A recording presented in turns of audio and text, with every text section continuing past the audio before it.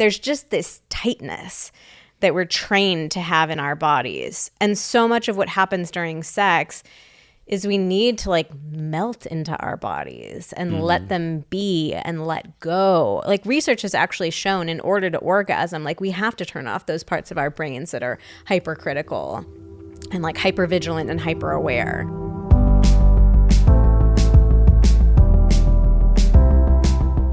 Hello and welcome to the Pillow Talks podcast. We're your hosts, Vanessa and Xander Marin. I'm a sex therapist with over 20 years of experience. And I'm just a regular dude. We share the ups and downs in our relationship while giving you step-by-step techniques for improving yours. Make sure you subscribe for your weekly double date full of totally doable sex tips, practical relationship advice, hilarious and honest stories of what really goes on behind closed bedroom doors, and so much more. It's the sex education you wish you'd had. Thanks to EarthBreeze for supporting Pillow Talks. Right now, save 40% when you subscribe to EarthBreeze. Go to earthbreeze.com/pillow to get started. And thanks to Cozy Earth for continuing to support Pillow Talks. Give the gift of a good night's rest with Cozy Earth. Get 35% off site-wide when you use code PillowTalks at cozyearth.com.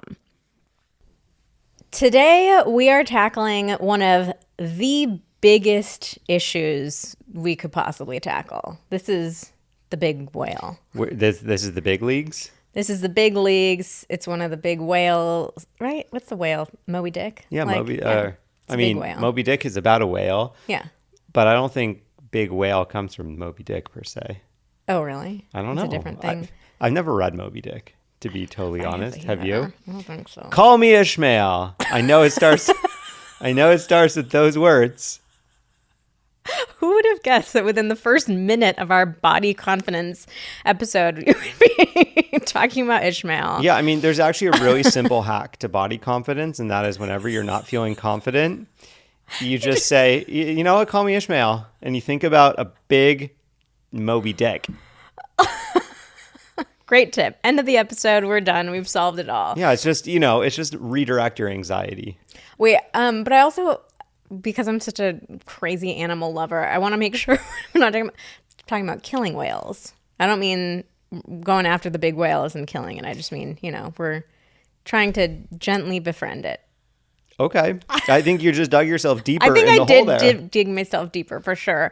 Also, I feel like a lot of people are going to hear whale and not think about body confidence. So maybe we'll talk. What did you say instead of going after the big one? I said it's the big leagues. It's the big leagues. Okay, forget everything I said. It's the big leagues. This is a big league topic. That was a significantly bizarre and awkward intro. So let's just get into it. Today we are talking about all the many ways that a negative body image can affect sex. So we're talking about how big is this issue? What exactly is it that we're all feeling so self-conscious about? What's the impact that it's really having on intimacy? And most importantly, how to build better body confidence so you can stop worrying about what your body looks like and start having amazing sex. So before we do that, we do have to get into this week's review of the week. This week's is such a great resource. Truly love this podcast. I follow them on Instagram and decided to try out their podcast earlier this year, and I love it. I've had some perspective shifts, some eye-openers, some great laughs, and a lot of understanding about myself in how I approach relationships. I love that there's the perspective of a therapist and a male because it adds that much more value to what is being said. One episode I still think of months later is the purity culture episode. It brought so much validity to me and my experience, and I'm slowly being able to change my approach to sexual relationships to align more with what I truly believe instead of what I fear or have anxiety about. Thank you for all the work you both and your team put in to give such wonderful information. You all deserve so much goodness for pushing forward in the battle to create less taboo about sexual topics.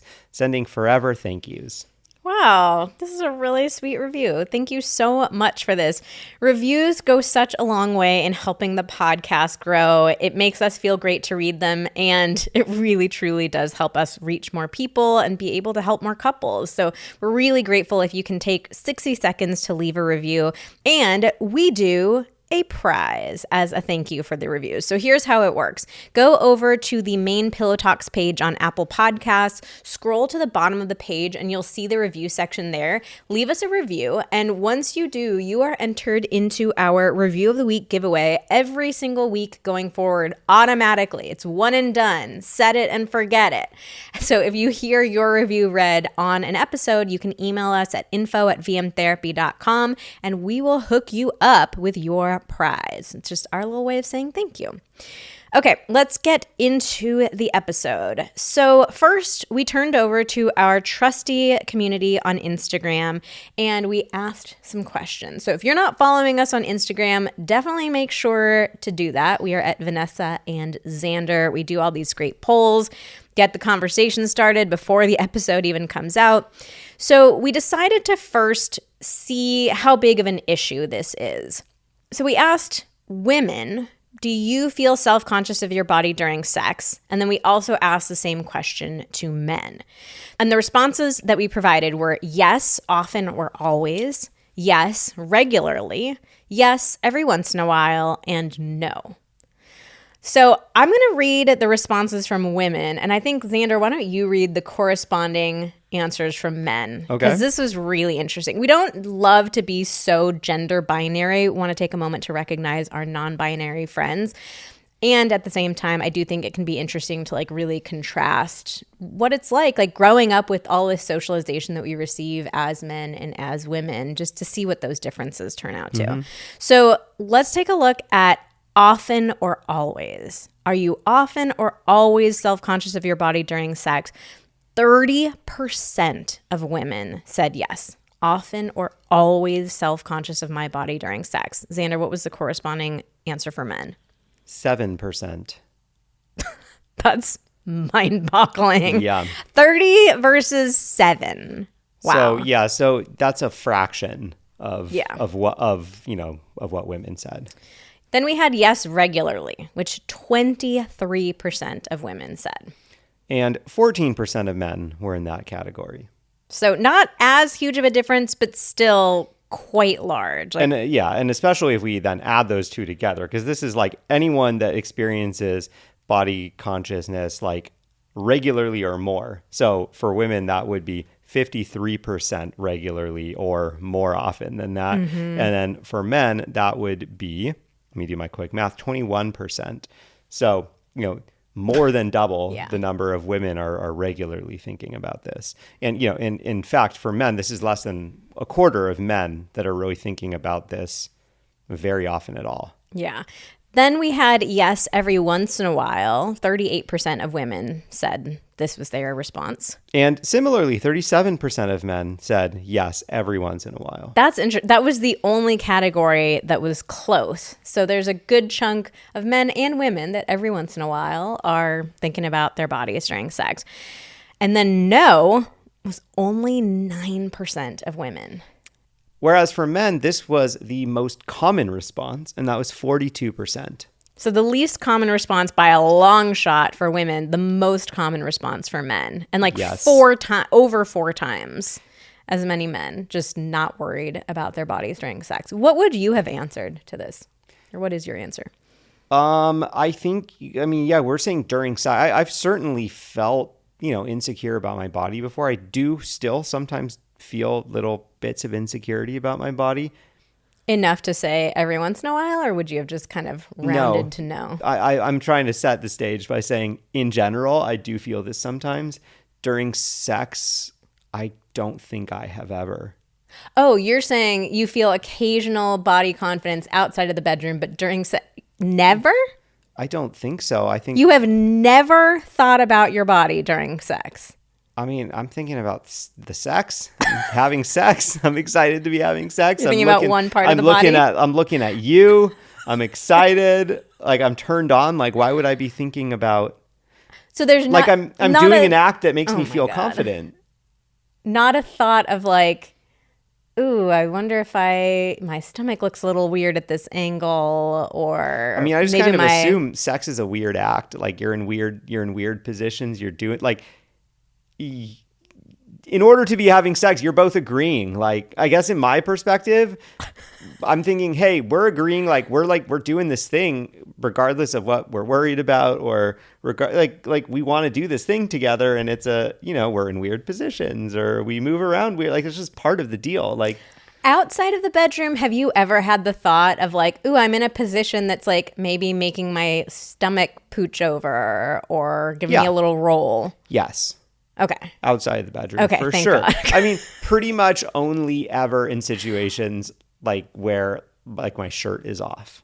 Okay. At the beach or whatever. I don't mean thank God in terms of like, I want you to feel that, but I was really going to have my mind blown if you've never thought about that. But okay, but you're saying like during 100%. Sex, there's sort of just this understanding of like, we're sometimes contorted into weird positions. We're doing this funny act. So like, of course there's going to be it's like who cares? Bodies contorted. Yeah, it's like who cares what we look like? Like, we want to have sex. Interesting. I mean, for me, and I think so many women will relate to this, growing up, I was just constantly bombarded by magazine headlines. I can still see them in my head right now, like checking out at the grocery store with my parents, just reading the headlines. I wasn't allowed to read these magazines, but just reading the headlines, like belly pooch and fat rolls and cellulite and jiggle. And so the thought, like even now, being a professional sex therapist, having done all this work on my own relationship with my body, but even now there is frequently that voice in the back of my head saying, oh, there's a belly roll. Oh, there's a jiggle. Oh, there's a, don't do that. Like, that could look weird.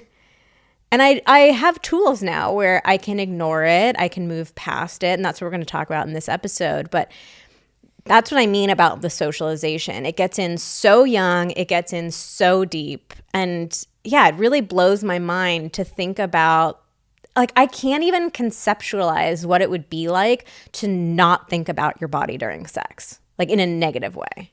To not be like judgmental or critical or like, oh, this angle's going to look weird, or he's seeing some bit that I don't want him to see. Like, I can't fathom not having that experience. Yeah. I mean, it's just, it's sad. It's a bummer. Like, it's a bummer to know that.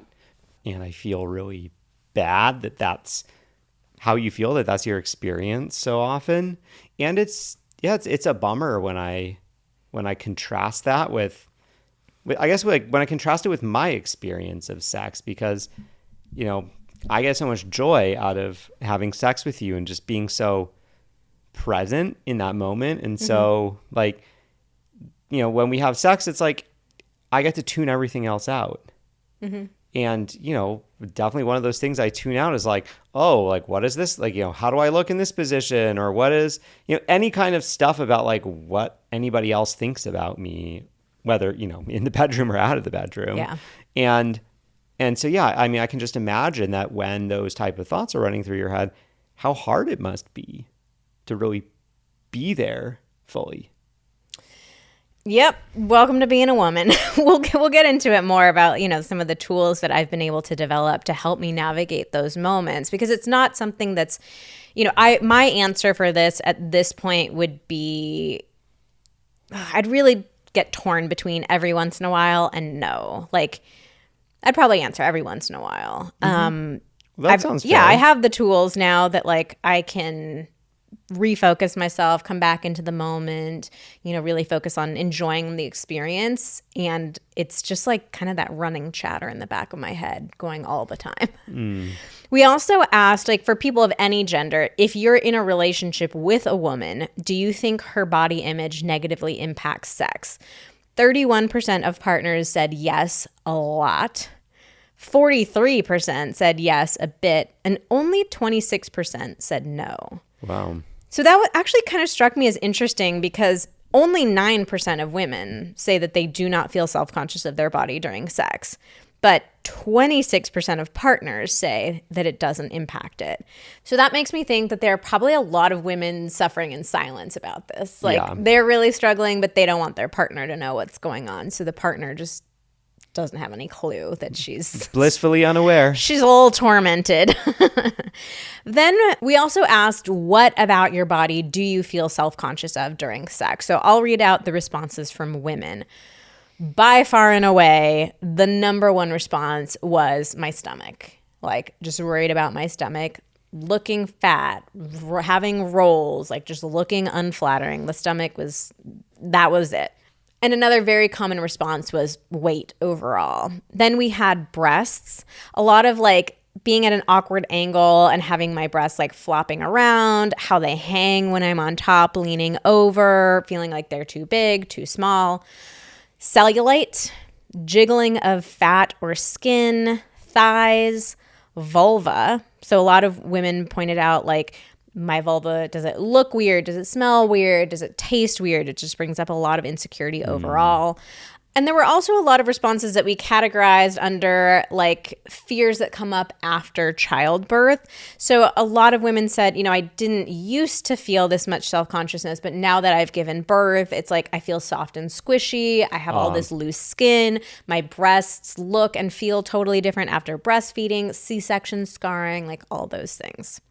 And then on the flip side, from men, we heard a lot about penis size fears. By far and away, that was the main thing. Yeah. So, specifically for men that are more growers rather than showers. Can you explain what that is? 'Cause some people don't know. Okay. The grower versus shower. So this isn't really a binary. I imagine that there's really a whole range of things. But in general, penises tend to either be much smaller when they are soft and then grow a lot as they get hard versus... It's like the nice surprise. Like, oh, where'd that come from? Yeah, so that's being a grower versus a shower where your soft penis looks pretty large, but when it gets hard, it doesn't get much bigger. It just gets hard, kind of in the same size. Yeah. So grower, like you're growing a lot. Showers, like you're already pretty close to the size that you're going to be when you're hard. Yeah, I'll just be honest here. I'm definitely a grower, not a shower. Did that bring up self-consciousness for you?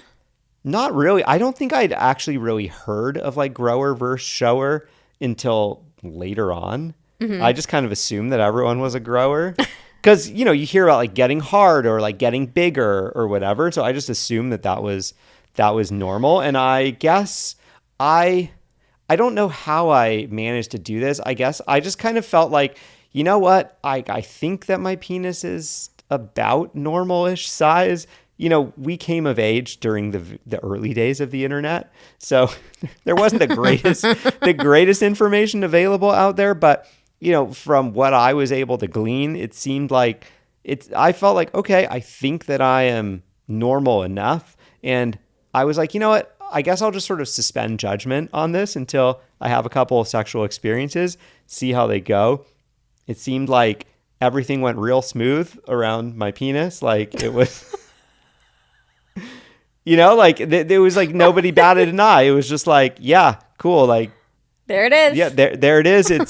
It looks the way I would expect it to look. It's a penis. Yeah, it's a penis. Also, early on, like, in my early sexual experiences, I was pretty excited. There were not very many people that were seeing me with a soft penis. By the time the pants came off, it was hard. It was interesting for me to see so many responses about grower versus shower because I will say as a woman, I really don't think the vast majority of women care at all. It's like, I don't care what it looks like soft. I'm not doing that much with it soft. Yeah. Like, also, it's quite convenient for it to, be a little smaller when it's soft. It doesn't get in the way as much. Oh, you're just like in everyday life. Yeah, in everyday life. All pants? The things that you are constantly worried about of like, oh my God, how is your penis not hurt by doing this or that? Got like pinched in your legs. It's just flopping around all the time. Yeah. So, I mean, if anything, like I would think it's kind of fun to be like, whoa, where did that come from? Yeah, it's like, a nice surprise. I like it. I've never looked at a penis, like a soft penis and thought like, man, I wish it was bigger, soft. I've never thought that. Because like, who cares? It's kind of like, hey, like, let's see what this looks like when it's hard.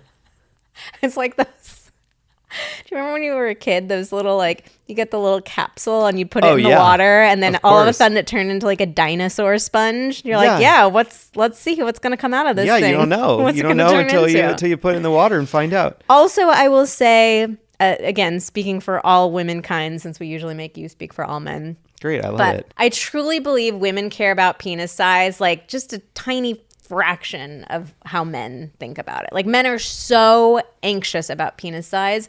And of course it matters. Of course we notice a difference, but it really is not that big of a deal. And I imagine it actually probably gets more problematic quicker on the plus side than on the minus side of average.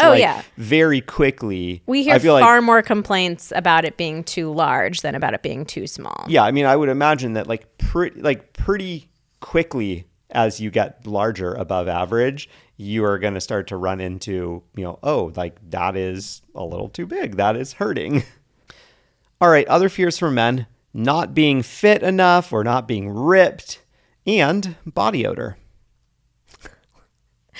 Comparing these lists together, where the list for women is like short. It's like every single body part, and then I'm just gonna close this one out real quick. Penis, muscles, body odor like barely even counts. That's like it's not a part of your body. It's not a part of your body. Yeah, it's also easily addressed with some deodorant.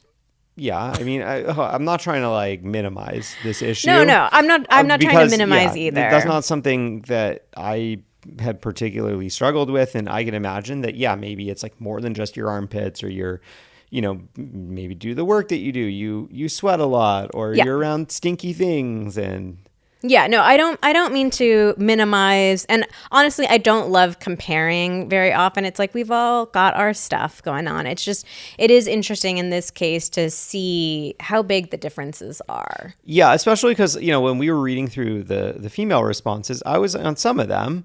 I was like, okay, yeah, I have definitely felt some awareness of these things, like in life in general, my stomach area, my weight, or, jiggling or whatever.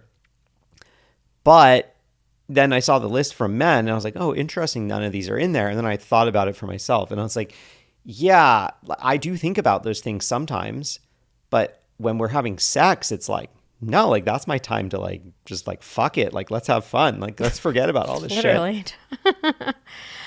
Okay, let me ask you the really tough question. Okay. What are you thinking about my body during sex? I fucking love it. It's hot. I'm thinking about what I'm going to do to it. I'm enjoying it. I'm turned on by it. I'm excited by it.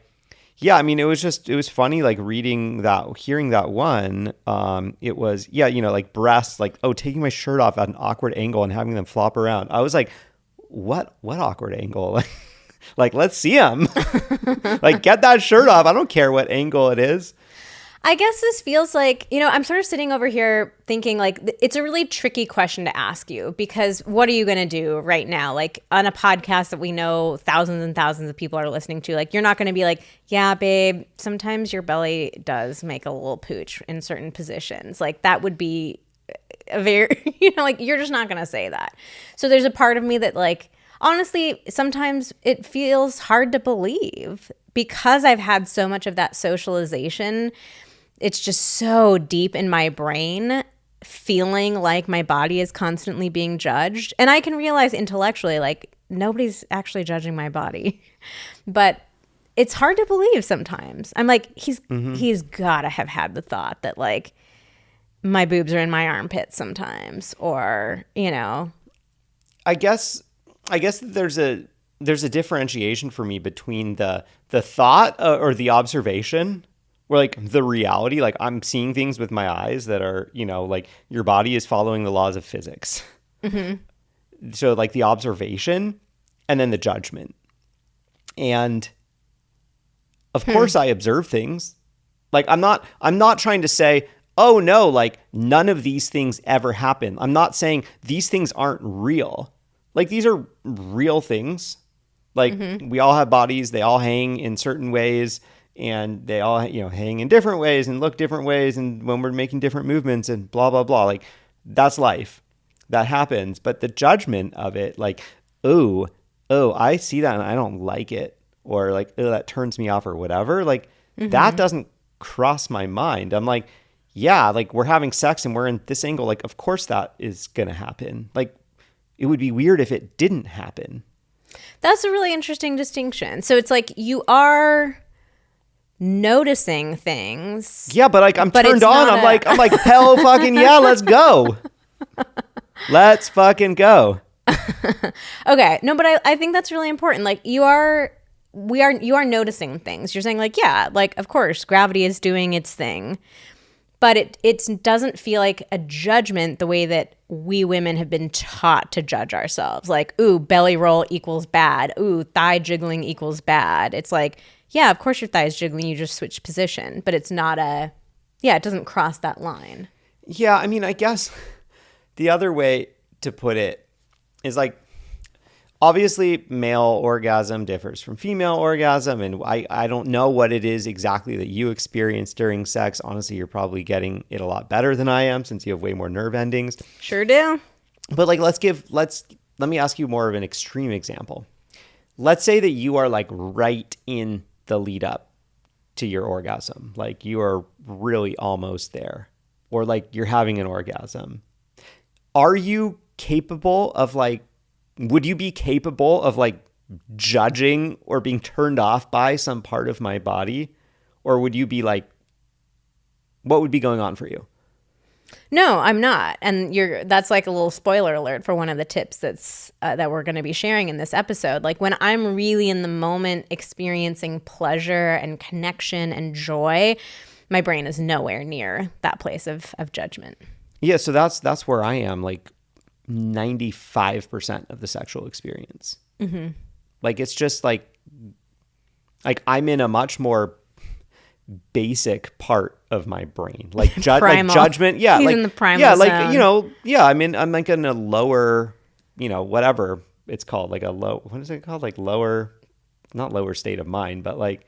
Primal. I'm not using those upper level functions of like judgment or analysis. Like it's just like, yeah, like let's do this. See, I think that happens for me and for most women just at the like right before orgasm and during orgasm. But for the rest of the sexual experience, like again, I've learned tools to help myself be more in the moment. But my natural inclination is that my brain is going to different places. I'm thinking, oh, we have to remember to do that. Oh, I've got to add that to the shopping list. Oh, I've got to do that. Ooh, my body is doing a weird thing. So I'm constantly pulling myself back, but it's an effort. It's not just like, ooh, I'm just in that primal zone the entire time. All right, so I have an idea. Do you experience this? So like for me, when I am getting closer to orgasm, there's, before I've kind of gone over that edge of like, okay, this is going to happen, there's sort of a moment where it's like, okay, do I change the pace or slow down or whatever so that I can extend how long we are having intercourse? Or am I going to be like, all right, yeah, like let's just let it go and do this? Like I sort of have this moment where it's like, okay, all right, like we're going over the edge and we're doing this. Mm-hmm. And it's like at that moment, it's kind of just like everything else is being shut out. And I would imagine you must have a similar experience like that at a certain point where it's sort of like, okay, whatever, like screw whatever else is going on in my life, inside my head or whatever. Like we're just like, we're doing it. I'm closing my eyes. I'm not looking, whatever, whatever it is. Like someone could like break in with a Scream mask on and like, I'm still having my orgasm. So it's like in that moment, you're making a decision like, all right, screw it. I'm going for it. Mm-hmm. So like, obviously that happens for me when I'm approaching the point of orgasm, but I do feel like that's what I was trying to describe earlier of like sex feels like this thing where we just, we're almost like making an agreement. Yeah, we're going to do this, like screw the other stuff. Mm-hmm. I feel like there's another shift in my, thinking, I guess, like probably around the time I first start getting hard where it's like, yep, like we're going to do this. Like I am deciding, I'm saying, screw it, screw whatever else is going on. Like I'm focusing on the sex. Mm-hmm. So at least for me, and I would imagine a lot of men feel something similar to that, where it's like once you get started with the whole sexual experience, it's this kind of like, we're just going to suspend all that other stuff and we're just going for it. So yeah, I can't tell you, oh yeah, it's easy, you just do that. Yeah. But yeah, I mean, for women listening who are trying to understand that experience, for men, I wonder if you can put yourself in that position of like, okay, what is it like when I'm getting really close and I'm just like shutting everything else out? And imagine that probably what's going on for your guy is he's making that decision much earlier in the experience. Interesting. Yeah, another thing going through my mind is I think as women, we've been trained to be so hyper aware of our bodies at all times. There's so much tension in our bodies on a consistent basis because we've been trained to like suck in your stomach and stand up straight and push your boobs out and push your butt out. And, you know, it's just like we're constantly holding our bodies in the way that we're supposed to. Like the belly, that's the strongest thing that comes up for me. It's like I am always conscious of like holding my stomach in. There's just this tightness that we're trained to have in our bodies. And so much of what happens during sex is we need to like melt into our bodies and let them be and let go. Like research has actually shown in order to orgasm, like we have to turn off those parts of our brains that are hypercritical and like hypervigilant and hyper aware. But it's hard when you spend every day thinking about that. And again, with sex, it's like a physical act that you're doing. So it just brings up this like, oh, I can't be bent over like that because then I can't suck in my stomach in the way that I'm so used to doing. Before we go any further, we want to tell you a little bit more about our sponsors because we love them and we really appreciate that they help us bring Pillow Talks to you absolutely for free. So first off, we have Earth Breeze.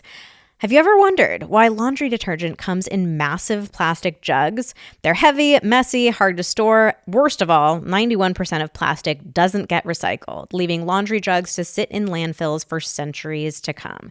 We wanted to ditch the jug and have clean laundry, and that's exactly what Earth Breeze does. So Earth Breeze is a newer podcast sponsor for us. We asked to try out the product before we agreed to take them on as a sponsor, which is what we always do. So we got this little package in the mail. It is so tiny, incredibly slim little folder. And this tiny little package does like 60 loads of laundry. So basically what they've done is they've taken laundry detergent and made it into sheets, like very thin little sheets. And so what you do is you break off a piece of the sheet depending on the size of your load. You rip it up into little pieces. My instructions for my machine are to just put it straight into the little detergent cup. I will say it's surprisingly fun to tear apart this little sheet and put it in your little detergent cup. I'm always trying to find the joy in little moments in life, and I was shocked by how fun it was to rip up this sheet. So we're really excited for you to try it out too. Earth Breeze has a deal for our audience. Right now, you can subscribe to Earth Breeze and save 40%. Go to earthbreeze.com/pillow to get started. EarthBreeze gets delivered with free carbon offset shipping. You have full control to adjust, pause, or cancel your subscription without any hidden fees or penalties. And most importantly, it works. You still get a very powerful clean. It's tough on stains, fights odors. Your clothes come out clean every single time. Join over 2 million Americans making a difference with EarthBreeze. They offer a 100% satisfaction guarantee. If you don't like it, you will get a full refund, no questions asked, no return necessary. Trust me, there's no reason not to switch. Right now, you can subscribe to EarthBreeze and save 40%. Go to earthbreeze.com/pillow to get started. That's earthbreeze.com/pillow for 40% off. Next up, we want to tell you about Cozy Earth. They are one of our absolute favorite podcast sponsors because we are obsessed with our sheets. They truly make crawling into bed feel so luxurious. It's so soft, so silky, so wonderful. We love these sheets. We love working with Cozy Earth, and we are so excited that they are offering you 35% off site-wide when you use the code PILLOWTALKS at CozyEarth.com. Cozy Earth is the brand that made Oprah's favorite things list 5 years in a row. Their bedding is ethically sourced using premium viscose from highly sustainable bamboo. Their bedding is naturally temperature regulating and breathable, so you'll sleep more comfortably all year round. And they come with a 100-night sleep trial. You can try these sheets out for 100 nights. That is ridiculous. You can sleep on them, you wash them, do all the things on them, try them out. If you do not love your sheets the same way that we love ours, just return them within 100 days for a full refund. Aside from their luxury bedding, Cozy Earth also makes ultra comfortable loungewear, plush bath towels, and so much more. If you've never tried Cozy Earth, I've got some awesome news. You can save up to 35% off Cozy Earth right now. Go to CozyEarth.com and enter my promo code PillowTalks at checkout for up to 35% off your first order. That's CozyEarth.com, promo code PillowTalks.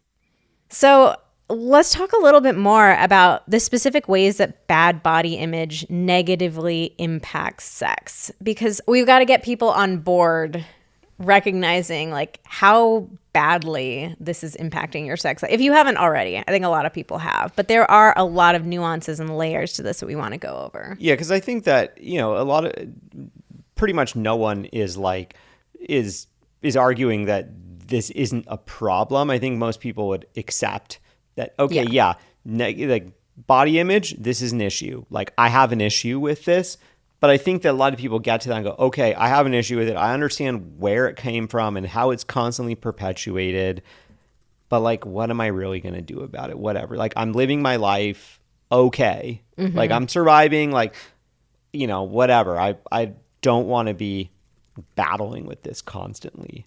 And so I think people kind of live in this sort of, I don't know, low-level state of accepting that it's there all the time. Oh, yeah. So we got to talk about, why maybe you might want to put some effort into or take some steps to trying to break this down more, because it may be impacting you more than you realize. Well, let's get started with desire. One person wrote in and said, if I'm having particularly bad body image thoughts, I can't even entertain the thought of sex. Yeah, that makes perfect sense for like any guy listening to this that is like, where you're trying to kind of figure out, how do I relate with this? I would say this is very similar to if you've ever experienced a performance issue. Probably the next time or the next couple of times you had sex, at some point that thought creeps in your mind. Probably right at the beginning. If you're thinking about initiating sex, you're like, ooh, am I going to have that problem again?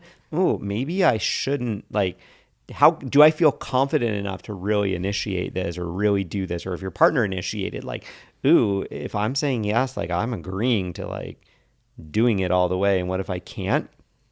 And I know for me, I've definitely gotten into cycles in the past where, after an issue or two, then I was like, ooh, yeah, sex doesn't feel very safe. Like, I don't want to initiate it. Or if I think she's going to initiate it, I'm like trying to find ways for initiation to not happen so that I don't have to deal with that. And this sounds very similar.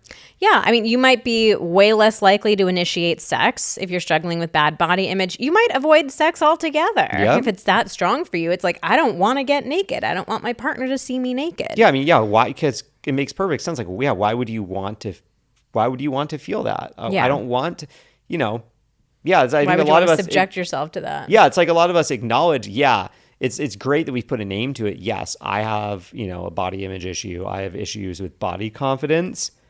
But when we just leave it there, then it's like, well, okay, so you recognize that as an issue, and you've recognized it's an issue, so therefore you're going to want to stay away from situations that trigger that.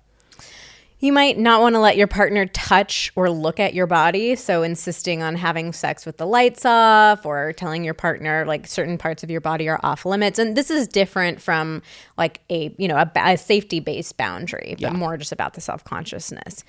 It's really freaking hard to be present in the moment if you are struggling with body image. One person said, half the time during sex, all I'm thinking about is my fat/rolls/flaws instead of being in the moment enjoying sex. Yeah, I mean, this is like, I can relate with this.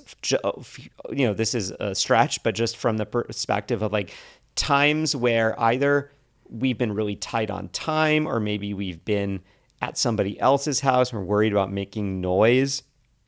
And I'm like, thinking about, oh, like, could someone hear that? Or like, oh, like, am I going to be able to get this done in time for blah, blah, blah, where it's like, there's something external that is bothering me and I can't get that out of my head.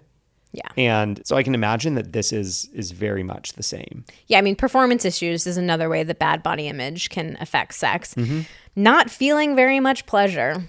That's a big one. It is hard to feel a lot of pleasure during sex if you have a terrible relationship with your body. It's very difficult. And you might also struggle to let your partner focus on your pleasure, like on letting your partner help bring you to orgasm. Yeah, I mean, I think for pleasure, we need presence. We need, kind of like single-mindedness.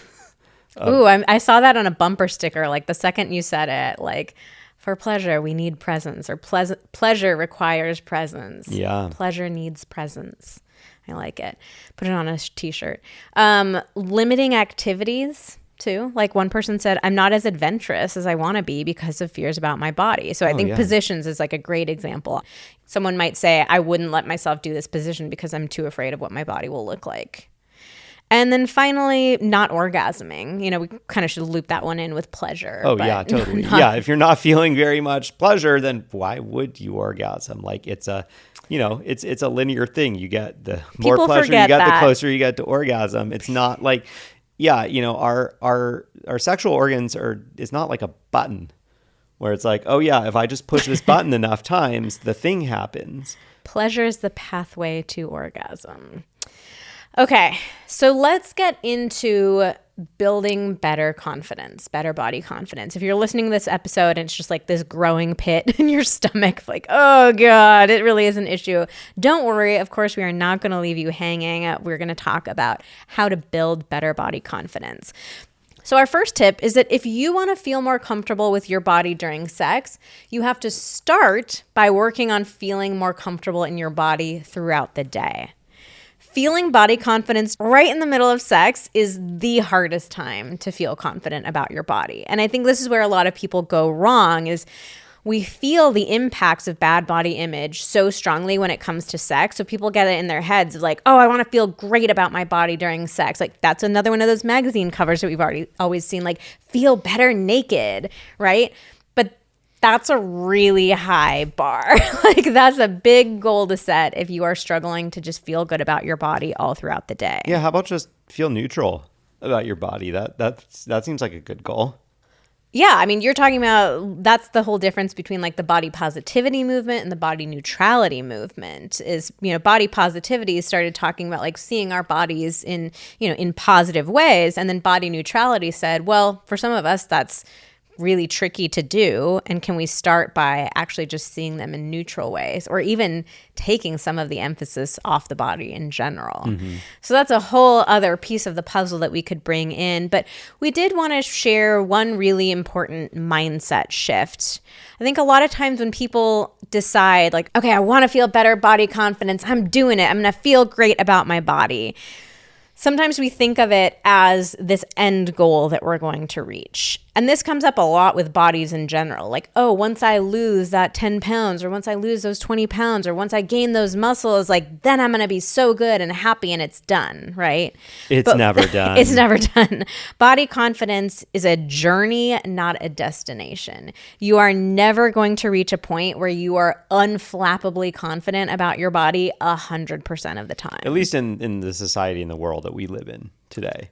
Sure. Maybe in a different era. Live on Mars. In a different era, perhaps, but not today. So I like to think of body confidence as a daily practice, as something that I just continue doing. Like I practice showing up for my body over and over and over again. And I normalize that there are going to be days where I struggle with this. There are going to be days where it feels easy peasy, no problem, but it's a daily practice for me. And I realize that for some people that might sound frustrating. Like, of course, it's nice to have have a definitive goal and hit it and feel a sense of being done with it. But I actually think it takes a lot of pressure off of it to just think of it as like, yeah, it's going to be a journey. It's going to be ups and downs. And all that I need to do is just keep finding little and big ways to show up for myself every day. It's not a It's not this Herculean thing that I just have to grind through for the next 3 months and then I'm done with it. So let's talk about a couple of tools. Now, I'll be honest, I haven't wanted to make a body confidence episode until now, like, what are we, a couple of years into this podcast? Because it is such a huge topic. Like, we could make an entire course about this that would be like, a multi-months long course. And it's hard to like boil such a big topic down. And I'm also the kind of teacher where like I want to give people really practical tools that are going to help. I don't want to give the vague advice like, just feel better about your body, So this was a struggle to me to figure out like, how do we find that balance of, it's only limited to one podcast episode, but we still give people tools that they can actually use. So we decided to give you a handful of tools that you can use. So this is not the comprehensive, all-encompassing guide to better body confidence. This is a few tools. And the thing with tools is that different things will work for different people. So you might hear a couple of these and think like, I don't know, that doesn't really resonate with me. You might hear one of them that you're like, ooh, shit, I need to try that starting tonight. So like, just see if you can land on, if you come away with at least one tool from this episode that you feel excited to experiment with and to put to use, then our work here is done. Okay, so the first thing that I want to talk about is seeing your body as so much more than just what it looks like. And especially for us women who have been socialized our entire lives to believe that so much of our value lies in our physical appearance and this extremely narrow window of what is acceptable and unacceptable for our bodies to look like. Like we have just been trained since the day we were born to think of our body as just what it looks like. But there is so much more to your body than just the exterior. And so for me, there have been a couple of phrases that I've come across in my work on body confidence that really stuck with me and actually ended up turning kind of into mantras for me. Like they're these phrases that I hold on to in moments that I'm feeling self-conscious. I repeat them to myself and it just like grounds me. It reminds me of what's truly important. So I'm going to share a couple of them with you. One comes from the Kite Sisters. They've done some really amazing research on body confidence, and their whole mantra is, your body is an instrument, not an ornament. There's another one that I love from our friend Liz Moody. She always says, your body is for living, not looking. I really like that one too. And then this one, I actually don't know who was the first person to say it, but I heard it somewhere along the way. The way your body looks is the least interesting thing about you. Oh, interesting or not interesting. I love that one too, because it's just like oh fuck yeah, you're right. There are so many other things about my body, like other than just the shell on the outside, what it looks like. Yeah, I mean, if that were the most interesting thing about you, like you would be in for a very vain and boring existence and relationship. So hopefully one of those three will land with you. Maybe there's another one that you pick up along the way, but I think just having one phrase in your back pocket that you can remind yourself of in those moments that you're struggling can be so helpful. Yeah, I really like the like your body is an instrument, not an ornament. I kind of come back to something similar. And I just remind myself like, for me, I surf. I always go back to surfing. My body gives me the capability to do so many amazing things in the water. Like it allows me, it allows me to to survive and really thrive like in bigger, scarier conditions and doing things that like a couple years ago to me would have just been completely off the table, complete non-starters, like surfing waves that would have scared the shit out of me. I would have never even like made it out to the break. And I'm able to do so many things, all thanks to that body, regardless of how it looks. So a really powerful thing you can do is start making a list of all the amazing things your body does that have nothing to do with the way it looks. So put that on your phone, like open up a note, keep it there, add to it whenever you think of something, but that is a very powerful list to have. Our next tip is to do kind things for your body. This one sounds so obvious, but I challenge you right now to think about what is the last kind thing that you did for your body. I think the majority of people will not be able to come up with an answer. And the thing is, you can't have a good relationship with your body if you're not doing nice things for it. Like, think about a relationship with a human being. If I never did anything nice for you, like, that would not be a good relationship, No. right? Like, we have to be kind to ourselves. And the great thing about this tip is you don't have to see your body positively in order to do kind things for it. But doing kind things for it will help you feel better about it. So I recommend coming up with some sort of body ritual, like one small thing that you could do on a daily basis. So something really small, like a minute or less, but something that you could do on a daily basis to be kind and loving towards your body.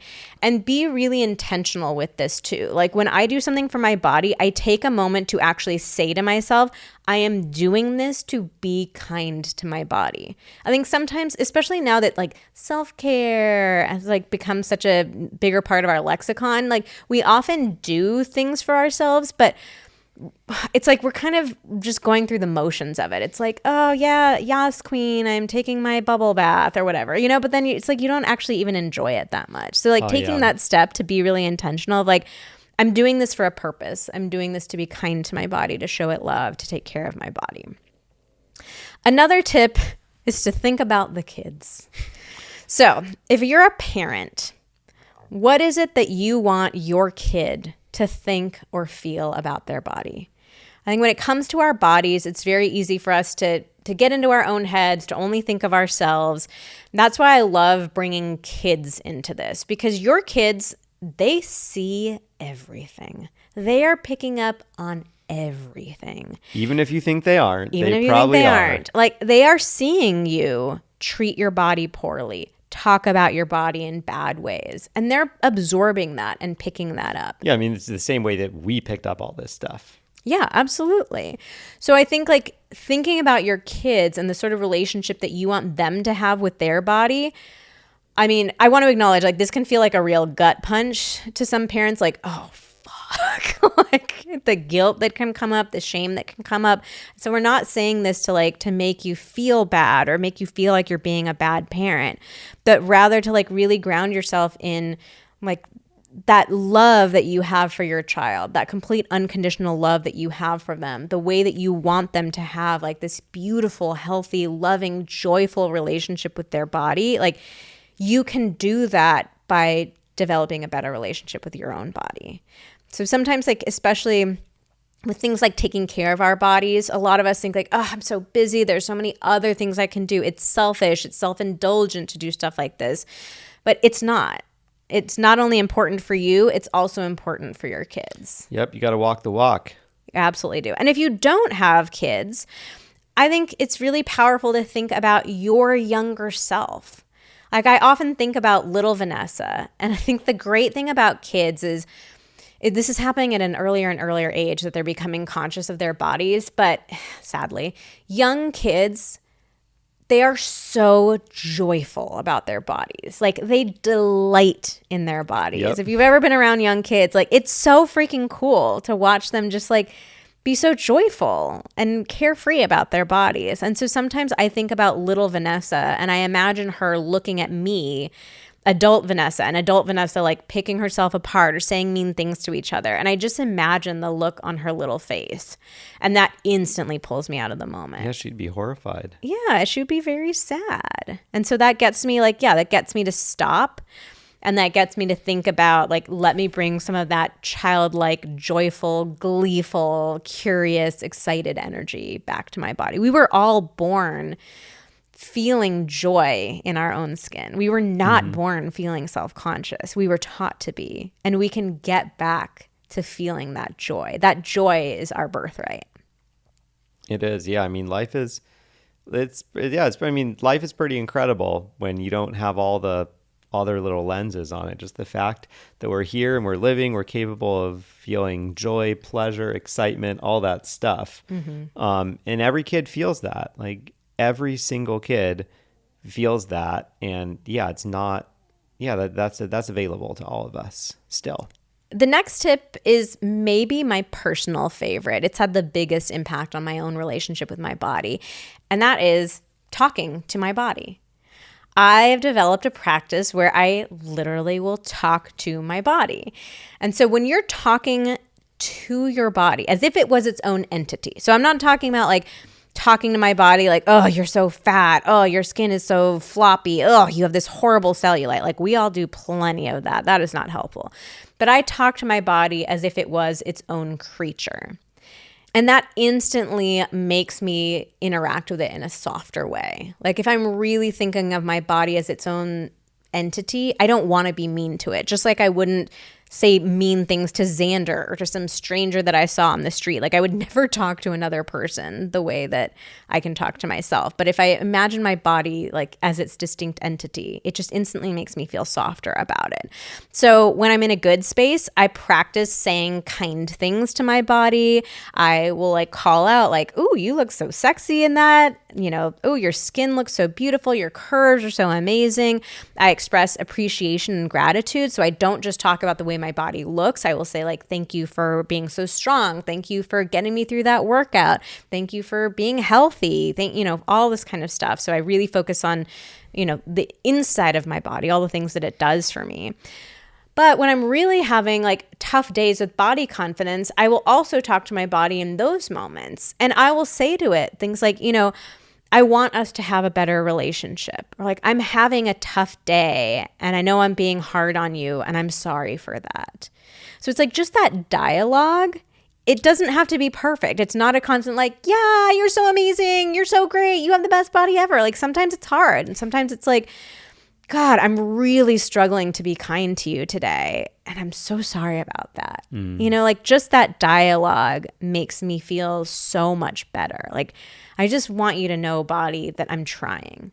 It's just hard for me, but I'm trying. Like it's just a totally different way of relating to my body. And it's been super, super helpful for me.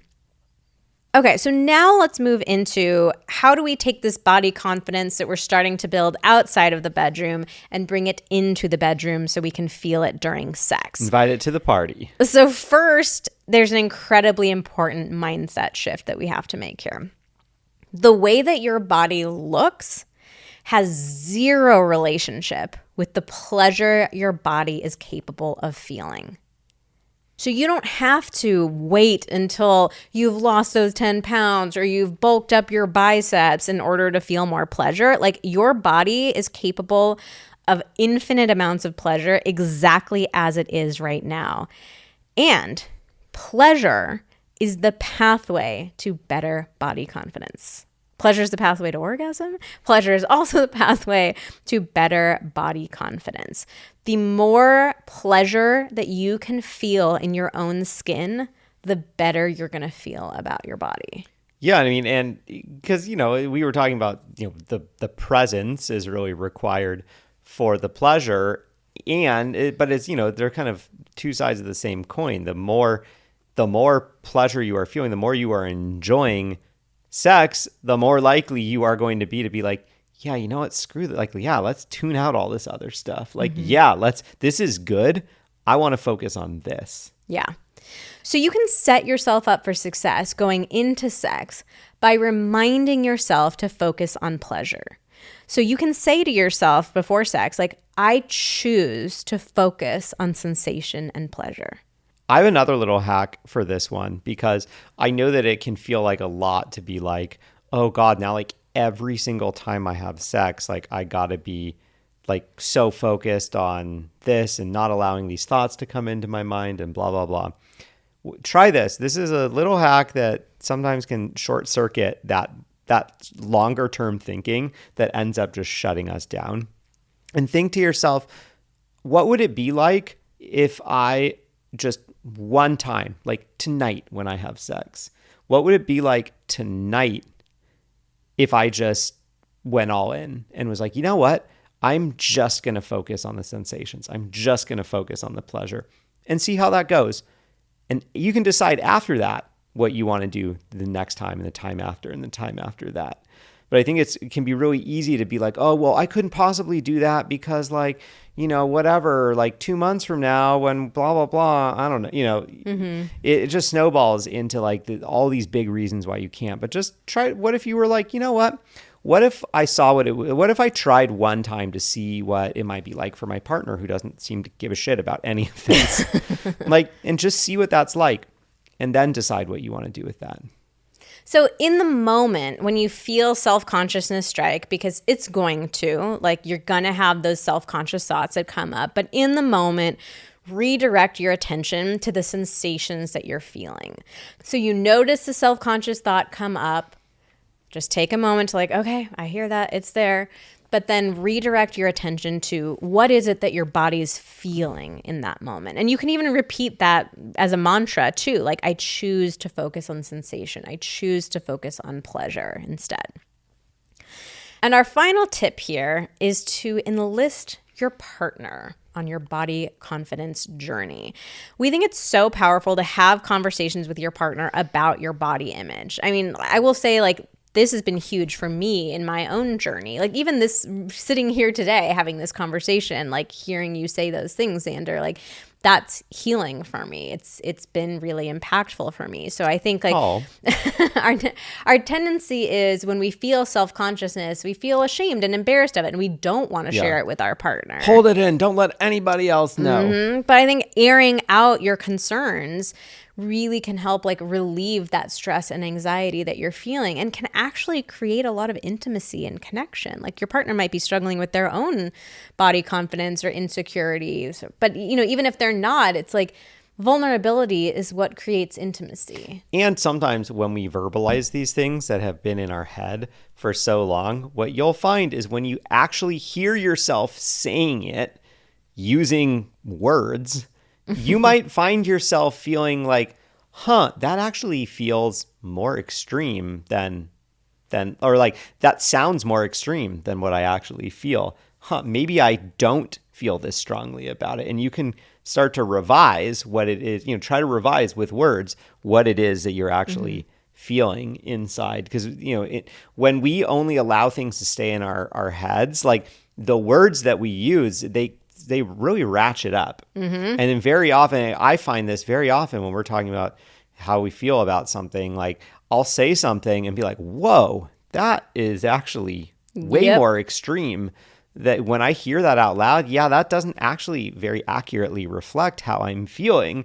Let me try to find some different words that better reflect what I'm actually feeling. And you might find that actually lower a lot of the intensity. You might realize, oh, I've turned this into a much bigger thing in my head than it really is. And the reality is that your partner is not nearly as harsh on your body as you are. I can almost guarantee that. Like nobody is as hard on our bodies as we are ourselves. And your partner may actually be wanting to see the things that you are feeling ashamed of. Like I'm thinking about boobs hanging wherever they're going to hang, bouncing around, whatever it is. Like the things that you're feeling ashamed about, there's a strong, high likelihood, boobs or not, that your partner may actually be into them and excited to see whatever that is, because what they are seeing is like stuff that reminds them of sex. It's stuff that they see when you're having sex and they're excited about. We asked our Instagram community, we said, okay, if you're a man with a female partner, what do you wish your partner knew or understood about her body image and sex? So like something that she feels self-conscious about that you don't think is a big deal, or what it's like for you when she gets self-conscious. And we got some really, really amazing responses back. I'm going to have Xander read them so he can speak for all men again. All right, I'm channeling all the male energy here. Yeah, what I really want to encourage you to do, if you're a woman with a male partner, I want you to just practice receiving these statements. Just listen to them. I would actually even say, like, after each statement, like, pause the recording and just take a minute to, like, let it soak in. See if you can allow yourself to receive it. Because, spoiler alert, there were some really amazing messages that came through. So see if you can let yourself receive these. All right. All men are saying these things coming from Xander's mouth. Most of the things you worry about are the parts I love the most. I wish you could see yourself through my eyes. I love you any way you look. Your attitude towards sex does more than your physical looks for me. Attitude, joy, and having fun are sexy. You get really self-conscious about your postpartum body, but little do you know you're hotter than ever. And just by the way, this was a very popular take. We got so many iterations of this type of statement. One guy in particular said, I wish my wife knew her body tells a story of love. Every stretch mark or a C-section scar tells me that she grew our baby girl. I'm desiring you just as you are at that moment. There's not a thought about your body being different. Stop worrying about looking hot while we're doing it. I'd rather you just be in the moment with me. Sexiness isn't a shape, it's a vibe. I love your body and I don't see it the way you do. I still get schoolboy excited just to see you naked.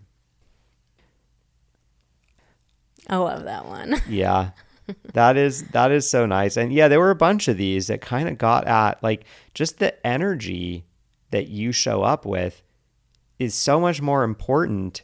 It's such a bigger part of what attraction is than just the physical. Mm-hmm. Like it's especially long-term attraction. Like I think long-term attraction really has very, very, very little to do with physical attributes. It's all about energy and vibe and personality and confidence. It's, maybe physical attraction is something that gets us like, somewhere right at the beginning or gives us that initial kind of zing when we see someone. But after that, it's all about energy. Woo! All right. I feel like there are going to be a lot of people taking a lot of deep breaths after listening to that.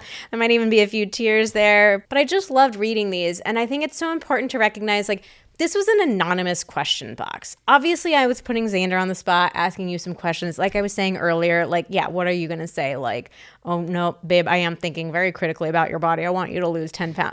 So it's like I get the suspicion that can come up on my part, on other women's parts. But like this was an anonymous question box.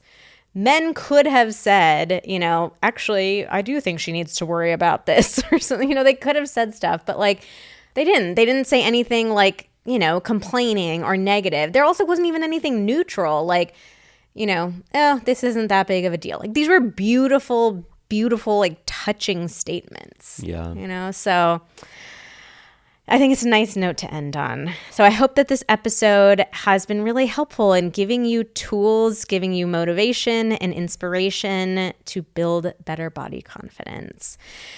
All right. Well, you interacting with Pillow Talks by leaving ratings and reviews, it's really the number one way that you can help others find the podcast.